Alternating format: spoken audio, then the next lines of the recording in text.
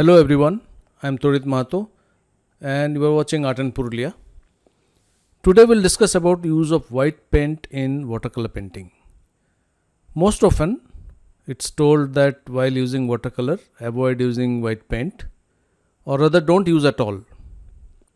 In my earlier videos also I have been preaching the same and I still stick to the same principle, but here I would like to add that once you are expert enough and you know watercolor well, you may use white in some ways which can enhance the visual appeal of your painting, such as to depict sparkles or small highlights. Though many feel white paint in watercolor is totally no. Here I am laying a blue wash, preparing the background for a painting for a few flowers which I will be painting later on.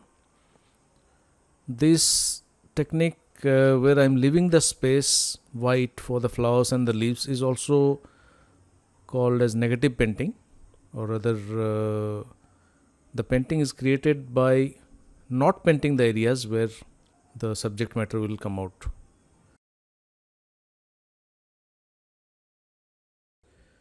Let's understand here the difference between normal watercolor paints and white watercolor paint.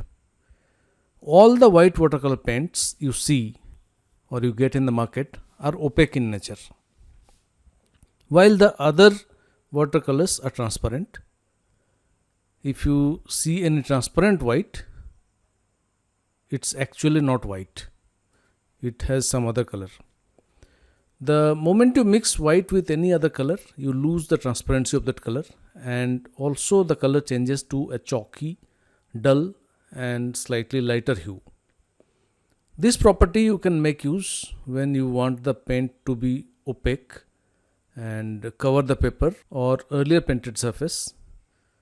Some artists use them to add clouds into skies, but they often look more grey than clear white. White watercolors can also be used to mix with other colors to create pastel tones. You can mix a range of candy colors which can be used for flowers and also for decorative sketches. Let's see the ways in which white can be depicted in a watercolor painting. The first option is leaving the white space of the paper unpainted. This means where you want to show white, you don't have to paint on them. So the white of the paper becomes the highlight. This requires careful planning, of course, and you have to remember to avoid the areas you want to remain white so you don't accidentally paint on them. Next option, what many artists prefer to use, especially for small highlights or small details, is masking fluid or tape. Masking fluid is a liquid latex that can be applied onto your watercolor paper. When it dries, it forms a protective barrier, preventing paint from touching that area and maintaining your white space. Simply paint over the masking fluid, which is already dried, and then rub the masking fluid off to peel it, revealing the crisp white paper when done. Another option is white watercolor paint or gouache. Gouache is similar to watercolor in that it's water based and can be thinned down by adding water, but it's creamy and opaque rather than translucent like watercolor, giving it a matte chalky finish. This also makes it great for layering highlights. You can also use a white acrylic paint for adding whites over a watercolor piece, though I won't recommend it. There are things to consider while using acrylic over watercolor. First, you can't add more watercolor on top of acrylic. It has to be the final layer. And secondly, it often dries to a slightly shiny finish, which can look totally off, especially if used in a larger area. If you want to use acrylic at the final stage, once the painting is dry, you can make use of white acrylic paints It's an easy way to add a thin layer of acrylic, but with all the same caveats of acrylic, it's not really recommended. And since acrylic doesn't mix with watercolor, these can only be used as highlights over the top of dried paint. These paints come in various ranges, from fine nibs to stocky felt tips. It's a choice.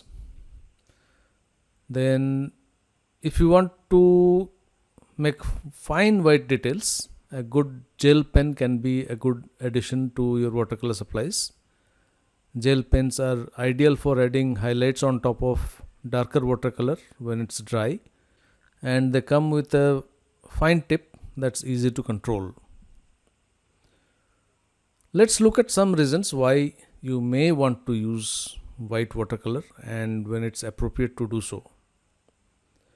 As urban sketches, it can be difficult to pre-plan where you may want to leave the white of your page. So white paint can help to pull out some of these areas. You may have forgotten to leave the white of the paper.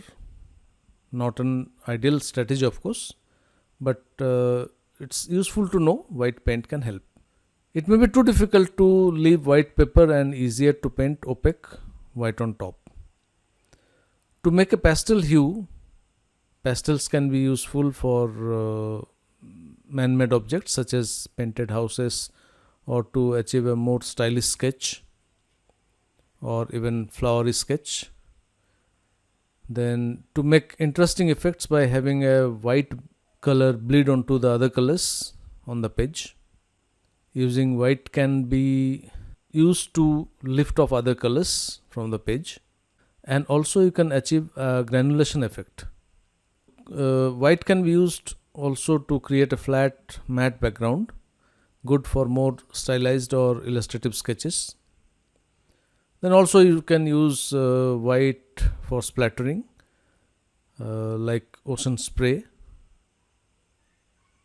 And of course, if you are painting on a toned paper, white really works wonder. And to paint whitish things such as snow or bold highlights, such as on the eyes or very fine details in some places, which can be tricky to achieve in any other way, you can use white.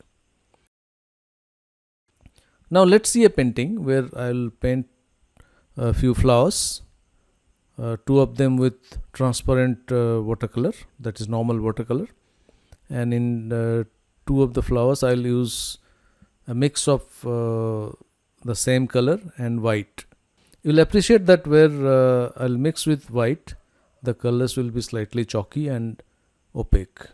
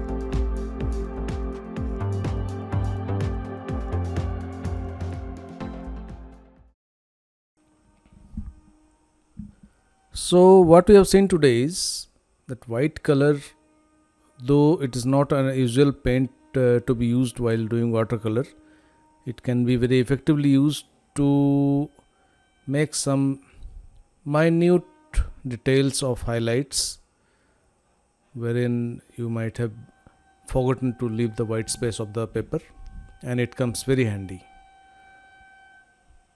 I hope I've been able to clear my views.